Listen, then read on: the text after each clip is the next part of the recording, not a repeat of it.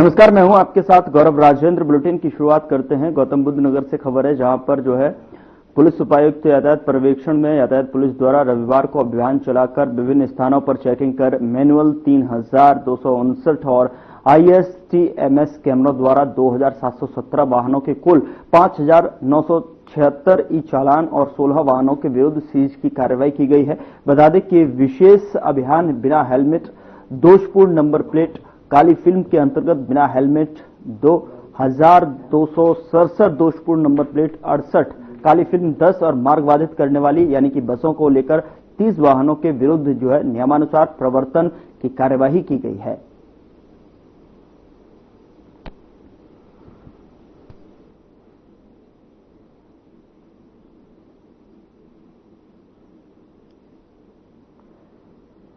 कई वाहनों के चालान काटे हैं, जिसकी तस्वीर आपके टेलीविजन स्क्रीन पर।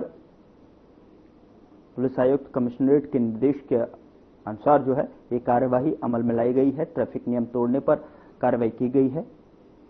काली फिल्म को लेकर भी यहां पर पुलिस सक्रियता से चेकिंग अभियान के माध्यम से चालान किए गए हैं। बिना हेलमेट, नंबर प्लेट सही न पाए जाने के खिलाफ भी यहां पर इस अभियान के तहत कार्रवाई, और ट्रैफिक नियम तोड़ते हुए भी अगर कोई दिखा तो उसके खिलाफ भी यहां पर कार्रवाई की गई है।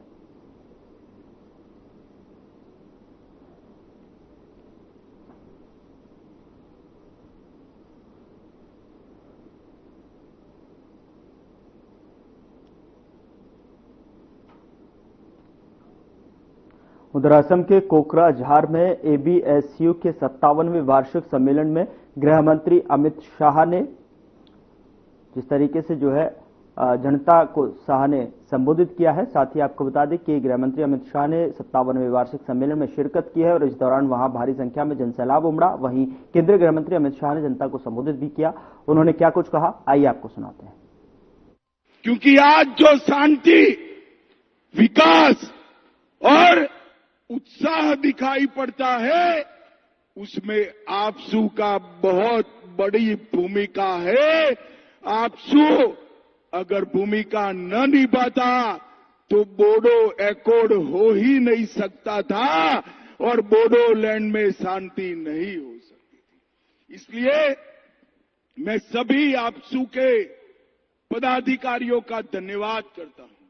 आज मैं वो 5000 शहीदों को भी याद करना चाहता हूं, जिन्होंने संघर्ष कर बोडोलैंड की शांति को प्रस्तापित करने का निर्णय किया।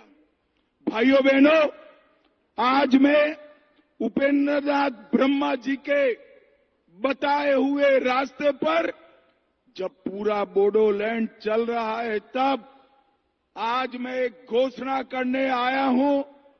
बोडोपा उपेंद्रनाथ ब्रह्मा जी के नाम से दिल्ली में एक बहुत बड़े रोड का नाम हमने बोडोपा उपेंद्रनाथ ब्रह्मा करने का निर्णय किया है।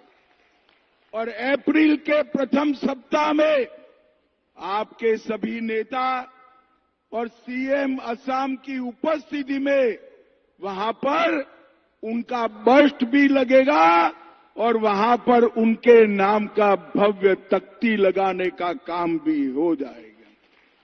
भाइयों बहनों, ऑल बोडो स्टूडेंट यूनियन शिक्षा, सशक्तिकरण और विकास को आगे ले जा रहा है और मुझे कहने में बड़ा आनंद होता है कि आपसू से प्रयास से ही आज बोडो भाषा के माध्यम में 12वीं तक परीक्षा चल रही है और इसके कारण हमारी बोडो भाषा शेड्यूल में तो आ गई, पर कई सालों तक जीवित रहेगी।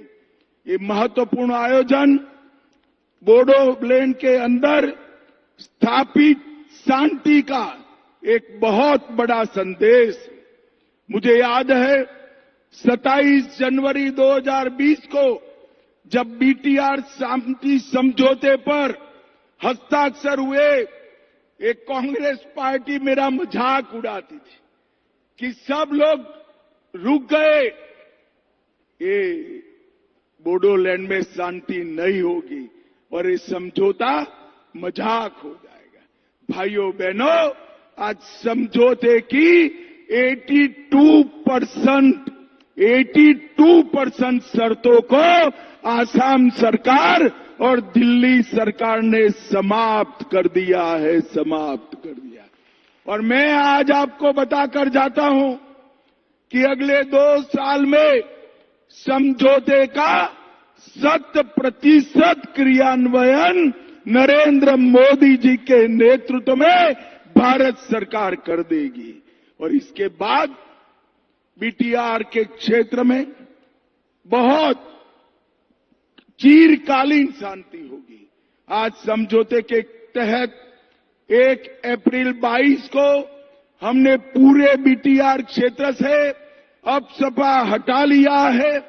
आज बोडोलैंड की 1 डिस्ट्रिक्ट 1 प्रोडक्ट, दिल्ली के होटल में भी कोकराझार का मशरूम फ्रॉम बोडोलैंड कर आज सबके व्यंजन में शामिल हुआ है। और ये इसलिए हुआ है कि यहां पर शांति हुई। इसी के कारण डूरंड कप की मेजबानी भी बोडोलैंड ने की। और भाइयों बहनों, 2036 में अहमदाबाद में भारत में ओलंपिक आने वाला है। बोडोलैंड के युवा खिलाड़ी तैयारी करें ओलंपिक में हिस्सा लेने का। भाइयों बहनों, आपके 1 दर्जन से ज्यादा उत्पादन जीआई टैग हो चुके हैं और आज इसके कारण धीरे धीरे पूरे बीटीआर क्षेत्र में औद्योगिक वातावरण बन रहा है। एक जमाना था उन्माद, उत्पात और अलगाववाद की बात होती थी। आज शिक्षा, विकास और इंडस्ट्री की बात होती है। भाइयों बहनों, आज मैं यहां आया हूं तब ये बताने आया हूं कि बोडोलैंड के विकास के लिए भारत सरकार और आसाम सरकार ने 1500 करोड़ रुपया केवल 35 लाख लोगों की आबादी में 1500 करोड़ रुपया आवंटित करने का काम हमारे नेता नरेंद्र मोदी जी ने किया है। अटल जी के समय में बोडो भाषा को संविधान की 8वीं सूची में समाया गया। सोनीतपुर और विश्वनाथ जिले के 60 गांवों को बीटीआर क्षेत्र में समाहित कर उसको आगे बढ़ाने का काम भी किया है। भाइयों बहनों, आज यहां पर मैं आया हूं तब ये भी बताना चाहता हूं कि सैकड़ों युवाओं को आज मेन स्ट्रीम में लाने का काम हमने किया है। कई सारे हथियार सरेंडर हुए हैं और असम के अंदर पिछले 3 साल में 4881 एनडीएफबी के कैडर के पुनर्वसन पर 287 करोड़ रुपया खर्च हुआ है, जिसका 90% हिस्सा नरेंद्र मोदी सरकार ने दिया है। भाइयों बहनों, रोजगार और कौशल विकास के लिए भी ढेर सारे काम किए गए हैं। SIP and RD, KVK, KVIC, पशुपालन, मत्स्य पालन, बागवानी, ये सब ने कई एनजीओ को साथ में रखकर यहां पर आगे बढ़ने का काम किया है। और मैं हेमंत जी को भी बधाई देना चाहता हूं। 400 बोडो युवाओं को असम कमांडो बटालियन में भर्ती कर एक नई शुरुआत हेमंत विश्व शर्मा ने की है। और यहां पर कई सारे राष्ट्रीय पर्यावरण की दृष्टि से और वन्य जीवन की दृष्टि से अभ्यारण्य भी बनाए गए हैं। और कुल मिलाकर आसाम में 9 उग्रवादी समझौते कर 10,000 से ज्यादा युवाओं को मेन स्ट्रीम में लाने का काम नरेंद्र मोदी के नेतृत्व में भारत की सरकार ने किया है। मित्रों, आज मैं आप सभी को एक बात कहकर जाता हूं। आज सबके हाथ में तिरंगा देखकर किसी का भी मन खुश हो जाएगा।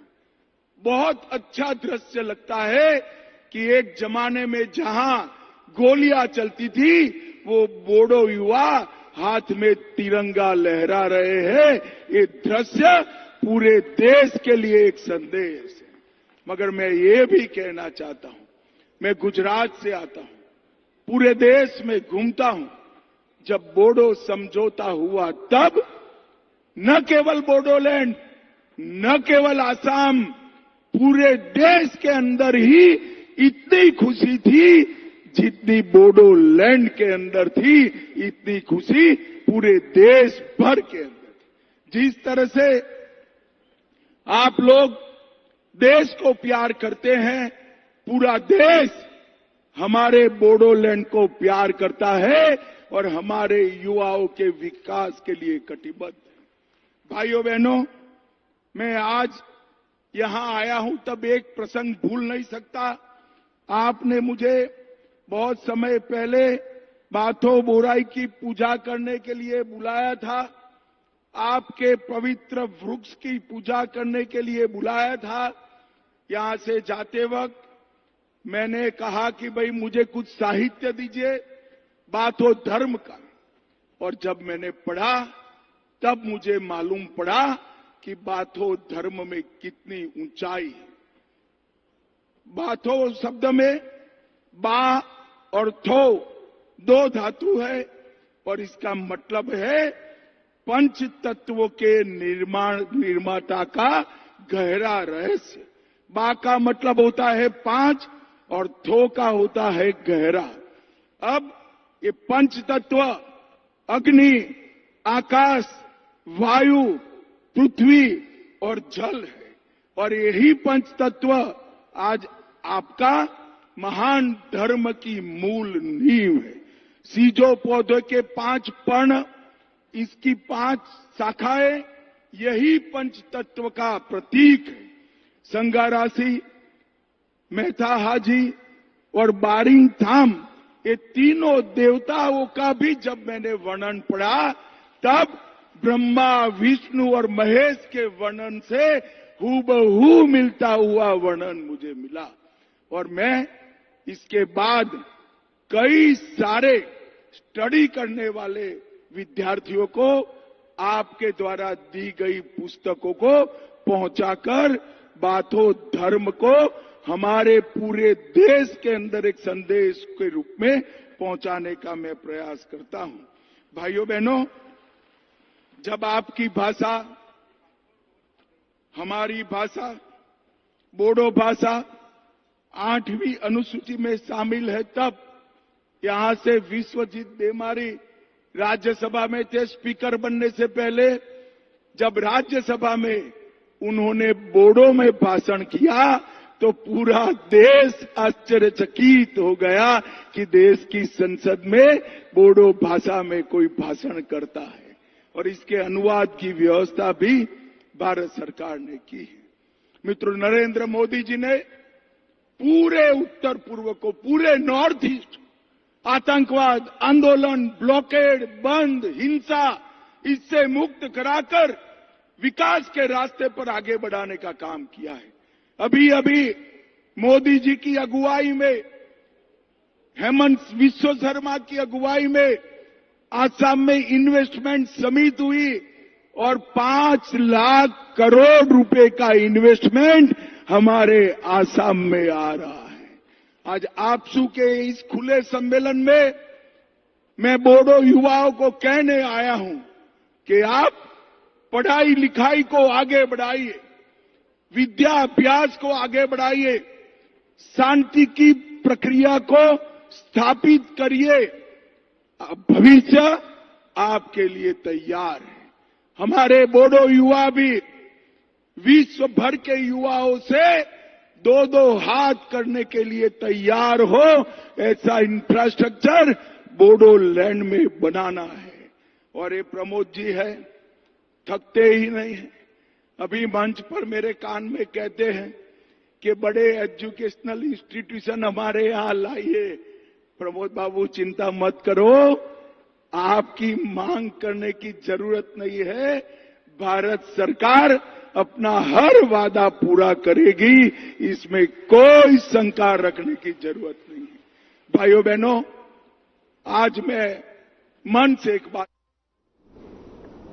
उधर दिल्ली की मुख्यमंत्री रेखा गुप्ता ने बांसेरा पार्क में कैबिनेट सदस्यों और विधायकों के साथ में बैठक की और इस दौरान उन्होंने बैठक कर आगामी बजट पर व्यापक विचार विमर्श किया और सदस्यों के सुझावों को आने वाले विकसित दिल्ली बजट में शामिल किया जाएगा।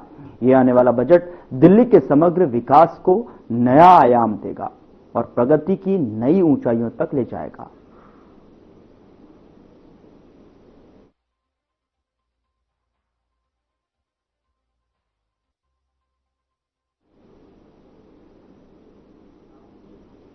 दिल्ली की सीएम रेखा गुप्ता और लोक निर्माण मंत्री प्रवेश साहिब सिंह ने उपराज्यपाल के साथ में बारापुला, सुनहरी और कुशक नालों का जमीनी निरीक्षण किया है। आपको बता दें कि इस दौरान चल रहे कार्यों की समीक्षा और आगे की योजनाओं पर चर्चा की गई है। बता दें कि पिछले मानसून में भारी जलभराव और स्थानीय निवासियों की शिकायतों के बाद में उपराज्यपाल वीके सक्सेना ने के निर्देशन पर जो है इन नालों की सफाई का कार्य मिशन मोड में शुरू किया गया था।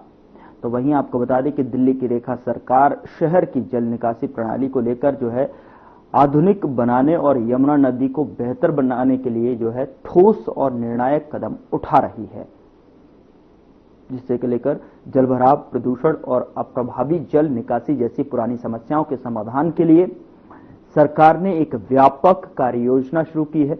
इस योजना के तहत प्रमुख नालों की नियमित सफाई और गाद निकालने और पुनर्विकास पर ध्यान केंद्रित किया गया है। साथ ही आपको बता दें कि सीवरेज ट्रीटमेंट से लेकर जो है सभी तरीके की यहां पर समीक्षा के बाद जो है अभी से कार्रवाई को अमल में लाया जाएगा।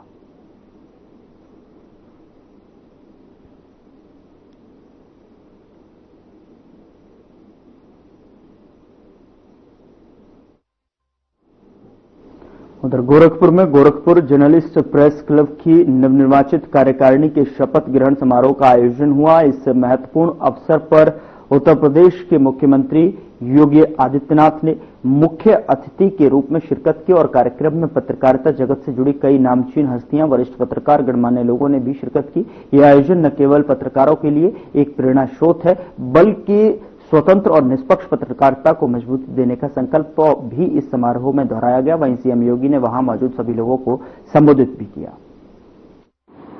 और लोकतंत्र के प्रति जो सबसे सजग प्रहरी के रूप में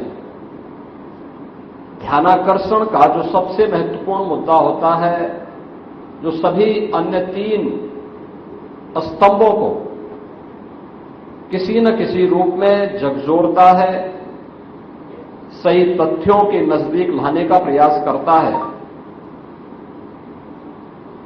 जन सरोकार से जुड़े हुए मुद्दों जो किन्हीं कारणों से छूट जाते हैं उनसे जोड़ने का एक प्रयास करता है। तो उस महत्वपूर्ण स्तंभ का नाम है मीडिया।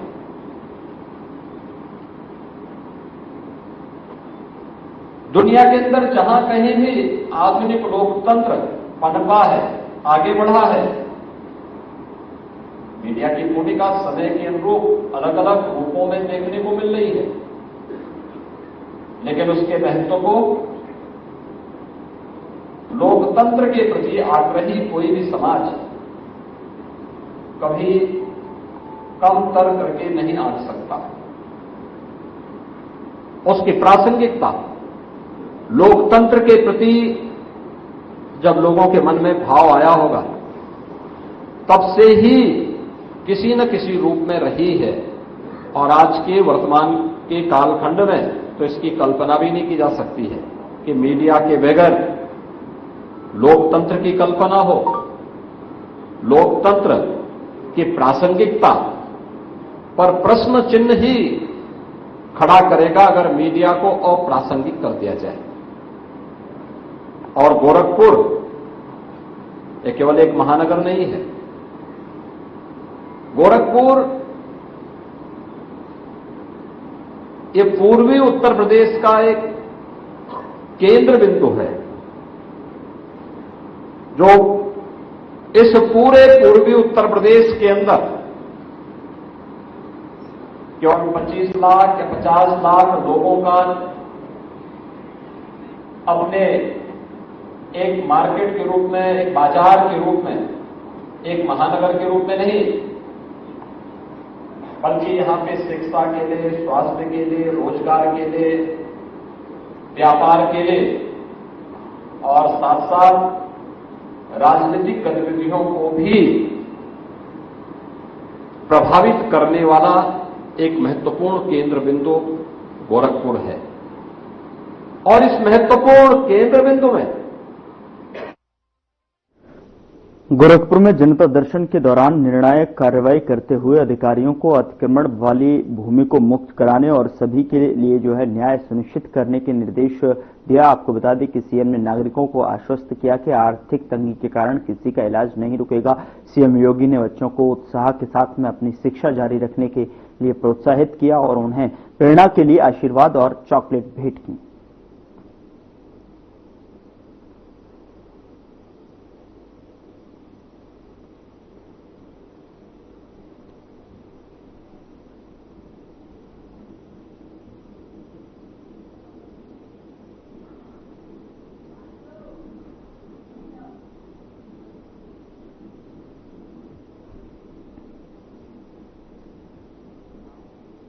बुलेटिन में मेरे साथ इतना ही, पर अब वक्त हो चला है डॉक्टर राकेश गुप्ता के साथ हमारे खास कार्यक्रम प्लस माइनस का।